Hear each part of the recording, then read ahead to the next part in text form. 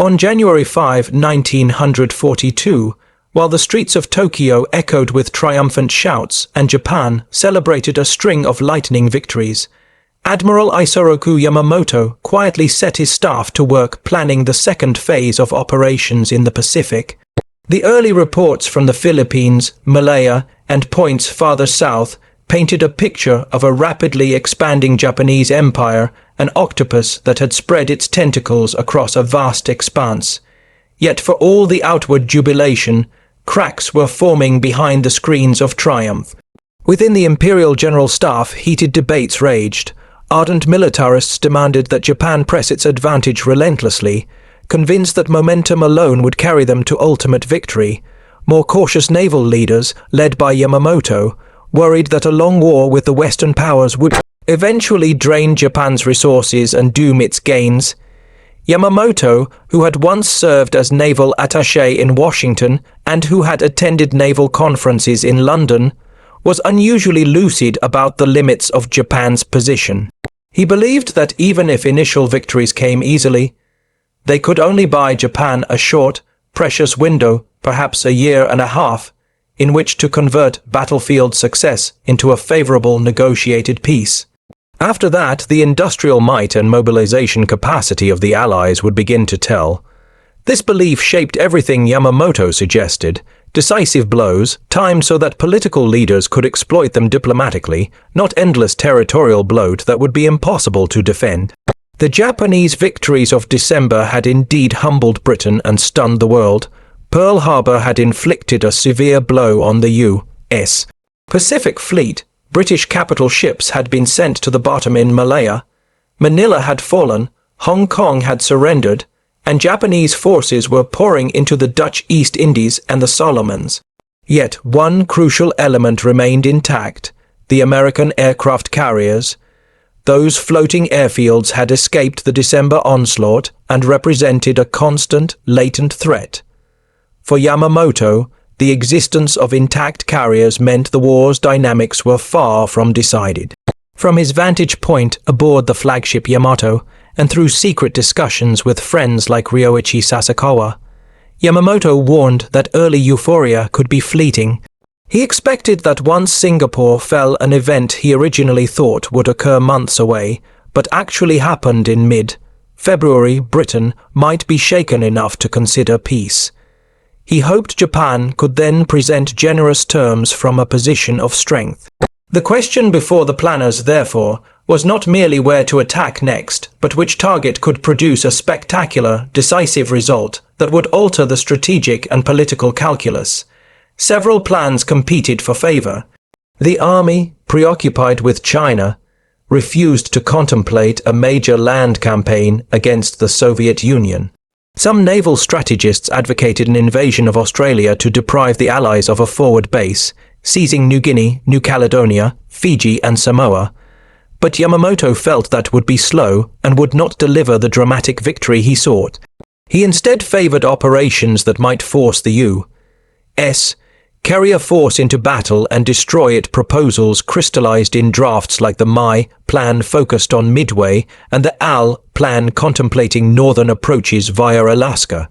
Yet the strategic context shifted in an unexpected way when, in April 1942, Lieutenant Colonel James Doolittle launched a daring raid of B-25 bombers against Tokyo.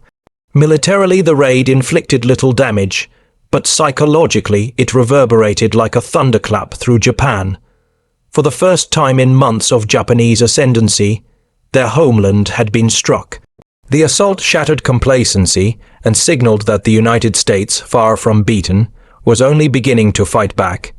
Yamamoto and his colleagues could no longer assume a short, painless path to a negotiated settlement. The Doolittle raid's long shadow complicated an already fraught debate over how best to translate Japan's early conquests into lasting advantage, and it complicated Yamamoto's carefully laid plans for a single decisive blow that might buy the political breathing room he so desperately sought. Fall of Singapore on February 15, 1942, should have been a crowning achievement for Japan. For centuries, Singapore had been considered the linchpin of British power in Asia, a fortress city symbolizing Western dominance in the region. Its collapse, after only a week of fierce resistance, stunned London and sent shockwaves across the empire. To Yamamoto, this was the exact kind of dramatic victory he had envisioned as a potential lever for negotiation.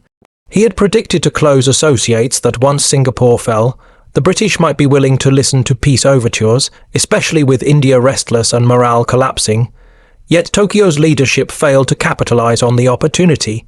Instead of exploring diplomacy, the ultranationalists saw Singapore not as an end, but as a stepping stone to further conquest. The intoxication of success pushed them toward expanding commitments rather than consolidating gains. Yamamoto, ever pragmatic, recognized the danger in this hubris. The Allies, though wounded, were not destroyed. The United States, in particular, had been aroused to fury. The industrial colossus across the Pacific had only begun to mobilize its resources, and Yamamoto knew from his years in America just how deep those resources ran. The attack on Pearl Harbor, despite its tactical brilliance, had failed to achieve its most critical objective, the elimination of the American carrier force. By early 1942, those carriers were already striking back, launching raids on Japanese positions in the Marshalls, the Gilberts, and even Wake Island. These were small pinpricks compared to Japan's expanding offensive, but they carried immense symbolic weight. They demonstrated that the U.S. Navy, far from crippled, remained aggressive and creative. The American people, portrayed by Japanese propagandists as soft and incapable of endurance, had instead responded with anger and determination. Even within Japan's army and navy, voices began to worry that the initial euphoria was misleading. Some feared that the United States, once fully mobilized, would prove unstoppable. Yamamoto himself shared this fear and often warned in private that Japan's best hope lay not in endless victories but in finding a way to end the war quickly. The debate over Japan's next strategic move became increasingly contentious.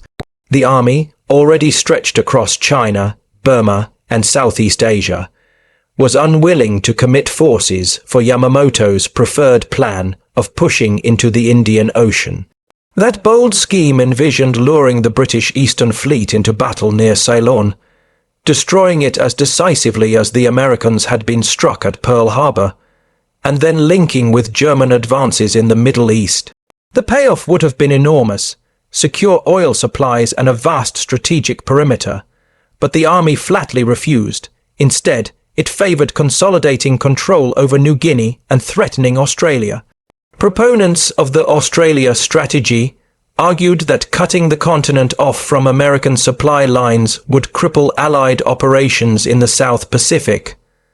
Occupation systems were even sketched out for both Australia and New Zealand. Yamamoto, however, remained unconvinced. He argued that such an operation would take too long, require enormous resources, and still might not deliver the kind of psychological shock necessary to bring America to the table. This impasse pushed him toward an alternative, forcing the Americans into a carrier battle on terms favorable to Japan. Out of this logic was born the My Plan, which envisioned drawing the U.S. fleet into a decisive engagement near Midway Atoll. By occupying Midway, Yamamoto hoped to provoke the Americans into defending it with their carriers, at which point Japan's superior numbers and tactics could annihilate them. In conjunction, the AL Plan sketched a parallel move into the Aleutian Islands off Alaska, further stretching American defenses and potentially opening a path to the North American continent. These operations, Yamamoto believed, could yield the kind of spectacular victories that might shock Washington into compromise. Yet before these ambitious offensives could unfold, an unexpected jolt shook Japanese confidence. In April 1942, Lieutenant Colonel James Doolittle led a squadron of B-25 bombers launched from the carrier USS Hornet in a daring raid over Tokyo and other Japanese cities. Militarily, the raid inflicted minimal damage, some fires, some wrecked factories, a few civilian casualties. Strategically, however, its effect was seismic. For the first time, the Japanese public saw their homeland bombed. For the first time, the illusion of invulnerability was pierced. The military had promised the people that Japan's defenses were impenetrable, that the war was being fought far away, and that the enemy would never strike the sacred soil of the emperor's domain. The Doolittle raid shattered that confidence. The psychological blow reverberated through the highest levels of Japan's leadership. Though the raid was a small-scale affair, Yamamoto recognized its significance immediately. If American bombers could reach Tokyo now, what might they achieve once their carrier force grew stronger? The raid also enraged the army, which demanded swift retribution and redoubled calls for expanding the perimeter of Japan's defenses. Instead of making Japan cautious, the raid hardened resolve and accelerated Yamamoto's midway gamble. He became even more determined to smash the American carriers once and for all, convinced that Japan's survival depended on it. The irony was cruel. The very raid that revealed America's resilience pushed Japanese leaders further down the path of overextension, setting the stage for one of the most decisive battles of the Pacific War. By the spring of 1942, the Pacific War had entered a new phase. The Japanese Empire, swollen with conquest, stretched from the jungles of Burma to the islands of the Central Pacific. Yet beneath the surface of these stunning advances, the seeds of overextension were already visible. In March, General Douglas MacArthur arrived in Australia after his dramatic escape from Corregidor, bringing with him the determination to make the continent the launching point for an Allied counteroffensive. His presence was both symbolic and practical. Symbolic, because his defiance reassured Australians that America would not abandon them. Practical, because the Japanese advance through New Guinea posed a very real threat to northern Australia. The Japanese had already bombed Darwin in February, demonstrating their reach. In March, they landed at Samoa in New Guinea, and by May they had sent an invasion force toward Port Moresby, a critical stepping stone for further advances. If Port Moresby fell, northern Australia would be exposed, yet the Japanese thrust was checked in the Battle of the Coral Sea, where American and Australian forces fought bravely in the first major carrier clash in history. Though both sides suffered losses, the battle was strategically a victory for the Allies. The invasion of Port Moresby was turned back. Even so, Japan continued to consolidate its positions. They occupied Chilogi north of Guadalcanal, building seaplane bases to extend their reconnaissance and strike capabilities. These moves convinced planners in Washington and Canberra that Japan was setting the stage for a massive push southward. The Americans, under Admiral Chester W. Nimitz, had been reading fragments of Japanese codes and anticipated that something bigger was coming. Intelligence hinted at a large operation, but where exactly the blow would fall was not yet certain. Meanwhile, Yamamoto pressed forward with his Midway plan. He argued passionately that the only way to break American resolve was to destroy its carrier fleet in a single, decisive battle. Tokyo's naval general staff was skeptical, preferring to focus on the south, but Yamamoto prevailed. Orders went out to prepare for simultaneous strikes in the Aleutians, and at Midway, the goal was clear: force the Americans into a trap, annihilate their carriers, and secure Japan's defensive perimeter. Yet even as these plans crystallized, events on the ground in the South Pacific were pushing both sides toward another confrontation. By June, Japan's attention was divided. While Yamamoto led his fleet eastward toward Midway, the Imperial General Staff in Tokyo continued to push operations aimed at isolating Australia. Forces were entrenched in New Guinea, reconnaissance flights swept over the Solomon Islands, and air raids intensified against Port Moresby. The Australians, deeply alarmed, shared intelligence with MacArthur, warning him that an attack on New Guinea was imminent. MacArthur responded urgently, requesting carriers and aircraft from Washington to bolster his defenses. But resources were scarce. Admiral Ernest J. King, Chief of Naval Operations, informed General George C.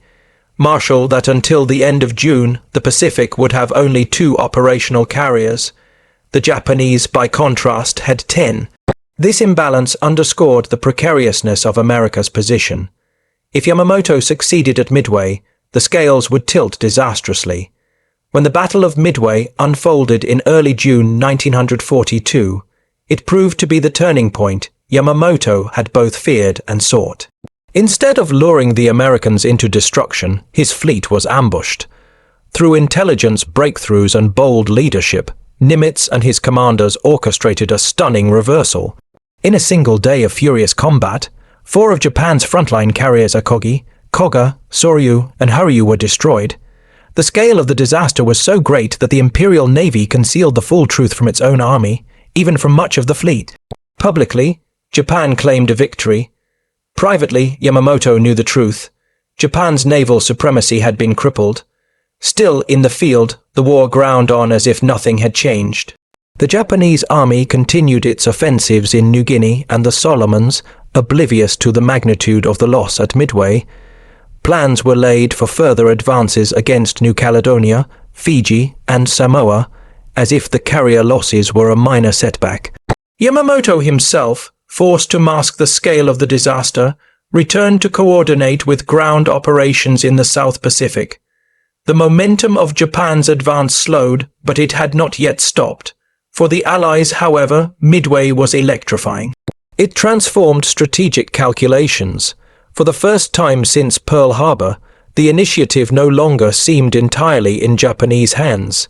In Washington, MacArthur proposed that the Allies strike back preemptively. He suggested assaults on New Britain, New Ireland, and eventually Rabaul, the central hub of Japanese power in the region. With just 2 carriers and 1,000 planes, he argued, the Japanese could be driven back to Truk, their next major base. Marshall, impressed, passed the plan to Admiral King, though he expanded it to require 3 carriers and multiple divisions. King resisted. He feared putting the army in control of such a vast operation and doubted the feasibility with limited resources. Instead, he pressed for a navy-led offensive focused on the Solomon Islands, a drive that would stop Japan's southern advance, protect Australia, and keep command firmly in naval hands. Thus, while Japan reeled from Midway, but refused to admit it, the Allies were already shaping the outlines of their first major counteroffensive. The stage was being set for a clash that would decide control of the South Pacific, and with it, the fate of Australia itself. The months following Midway brought a dramatic shift in the Pacific. For the first time since the war's beginning, the Allies began to transition from defense to offense. Yet this transition was fraught with tension, confusion, and rivalry among commanders. The central question was not whether to strike back, but where and under whose authority. General Douglas MacArthur pressed hard for operations through New Guinea toward Rabaul, arguing that Australia's security demanded a strong offensive. Admiral Ernest King, however, was equally determined that the Navy should lead, advocating instead for an advance through the Solomon Islands. The clash of personalities and priorities reflected deeper institutional rivalries, but beneath them lay the urgent reality.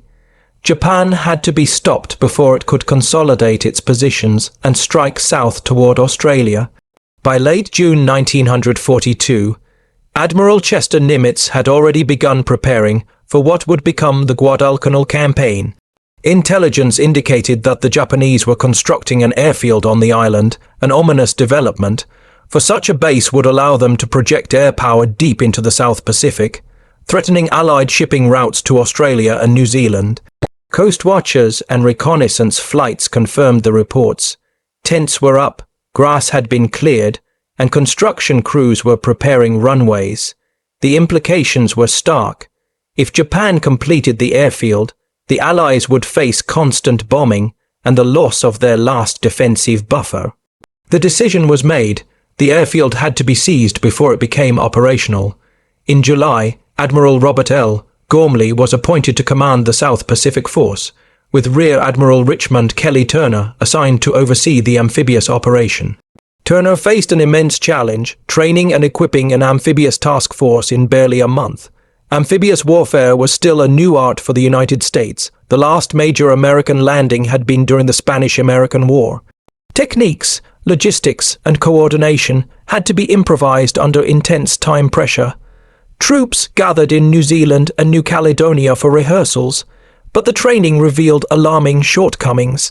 At a July rehearsal near Fiji, only a third of the assigned troops managed to get ashore, and confusion reigned. General Alexander Vandergrift, commander of the 1st Marine Division, judged the exercise a failure. Yet time was gone, the operation would proceed regardless. The strategic stakes were immense. Guadalcanal was not a glamorous prize. In fact, it was little more than a name on the map, a jungle-clad island with no obvious value apart from its unfinished airfield. Yet in the calculus of war, that airfield was everything. For the Japanese, it promised dominance of the South Pacific sea lanes. For the Allies, denying it to the enemy was essential for survival. The Joint Chiefs of Staff ultimately compromised. Admiral King's Navy would conduct the initial assault through the Solomons, while MacArthur's army would later mop up remaining positions in New Guinea and Rabaul. It was an uneasy arrangement, but it provided a framework for action. Planning and logistics proved nearly as daunting as the Japanese themselves. Supplies were hastily loaded in California and Hawaii, often in disorganized fashion, with equipment buried deep in cargo holds rather than placed in order of use. Ships diverted to ports with poor facilities, leaving commanders frustrated and underprepared. Worse still, there were no reserve troops available in the South Pacific. Every available Marine was committed to the landing force. The sense of improvisation was inescapable. Admiral Turner himself admitted the risks but insisted the orders were clear: the invasion must go forward. On July 28, Admiral Frank Jack Fletcher convened a tense meeting aboard his flagship, the carrier Saratoga. He was tasked with providing air cover for the landings, but his attitude was cautious, even pessimistic. Fletcher announced that he would cover the landings for only 2 days before withdrawing his carriers, fearing unacceptable losses. Turner, who had a broader view of the global situation, bristled at the remark. He reminded Fletcher that the operation was a calculated risk, that the decision had already been made at the highest level, and that their duty was to carry it out. The meeting broke up with little harmony. Despite the doubts, the invasion fleet set sail. By early August, 75 ships carrying 19-0 Marines converged on the Solomons. The task force moved under heavy cloud cover and rain squalls, fortunate in its concealment, for Japanese reconnaissance planes flew limited missions and failed to detect the armada. The element of surprise was complete. On August 7, 1942, at dawn, the Americans launched their first offensive operation of the Pacific War. Carrier aircraft roared over Guadalcanal, Chilogi, and the small islets of Gavutu and Tanambogo, striking Japanese positions and seaplane bases. Bombs and shells set oil dumps ablaze and destroyed enemy aircraft on the water. The Marines, watching from their transports, saw fire and smoke rising from the shore as their landing craft began to move toward the beaches. For the Marines, this was an untested ordeal. Nervous but determined, they stepped ashore on Guadalcanal to find, to their surprise, little resistance. The Japanese garrison, composed largely of construction crews rather than combat troops, had fled into the hills, leaving behind meals half-eaten, chopsticks scattered across mats, and unfinished barracks. It seemed almost too easy, a walkover that emboldened the young Marines but left their officers uneasy. Experience in war had already shown that initial success could mask deeper dangers. Across the channel at Chilogi and on the smaller islets, the story was very different. There, Japanese troops fought with grim determination, turning caves, dugouts, and hilltops into death traps.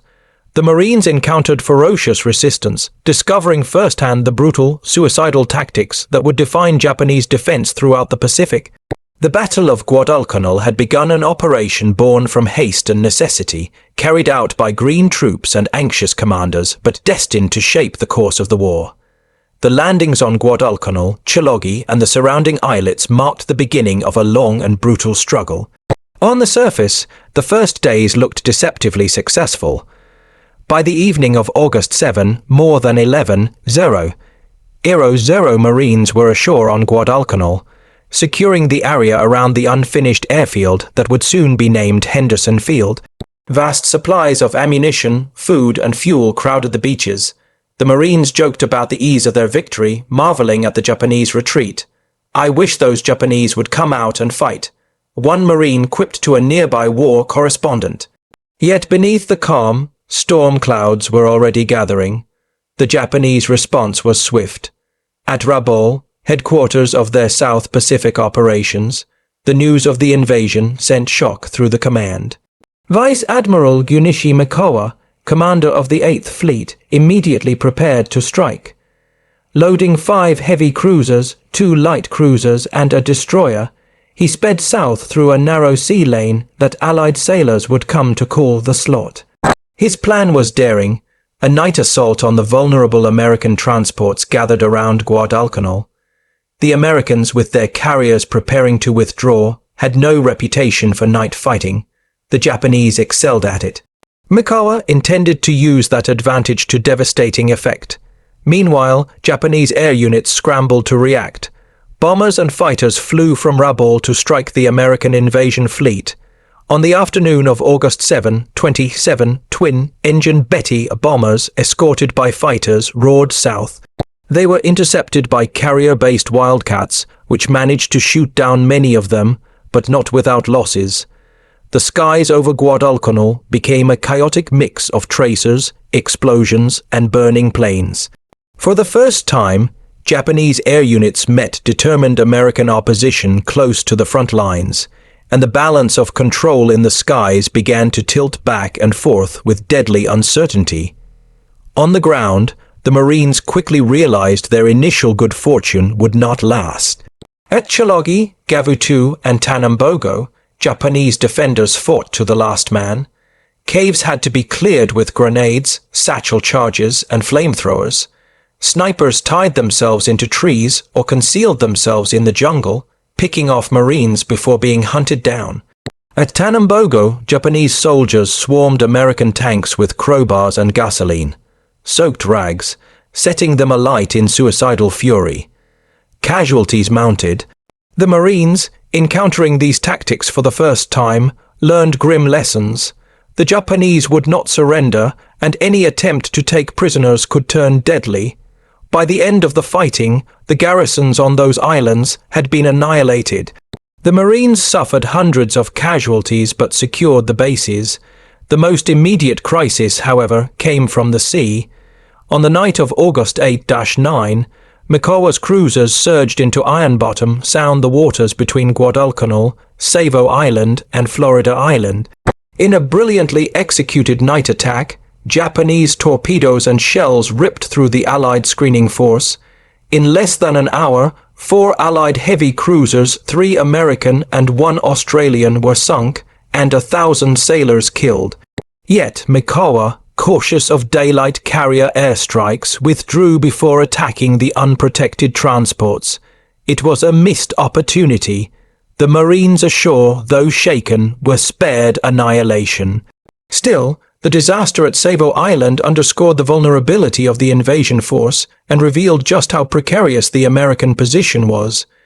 By then, Admiral Fletcher had already withdrawn his carriers, leaving the Marines without air cover. Admiral Turner, commanding the amphibious fleet, was forced to pull out the transports prematurely, leaving behind disorganized piles of supplies on the beaches. Food, ammunition, and equipment were scattered without order. The Marines now faced the grim prospect of defending Guadalcanal with limited resources, cut off from reliable resupply, against an enemy determined to throw them into the sea. What followed was 6 months of unrelenting calm, but a grinding test of endurance by land, sea, and air. Japanese reinforcements attempted repeated landings under cover of darkness, ferried by fast destroyers the Americans nicknamed the Tokyo Express. Henderson Field became the focal point of the struggle. Whoever controlled the airfield controlled the island. Marines, often outnumbered, fought desperate defensive battles along the jungle ridges, repelling wave after wave of Japanese assaults. At sea, American and Japanese fleets clashed repeatedly in ferocious night actions, with cruisers and destroyers dueling at point blank range. The waters around Guadalcanal became littered with wrecks, earning the name Iron Bottom Sound. Gradually, the tide turned. American industrial power began to assert itself, bringing fresh ships, planes, and reinforcements across the Pacific. the Japanese, bleeding ships and men in futile attempts to retake Guadalcanal, could not match the steady flow of Allied resources.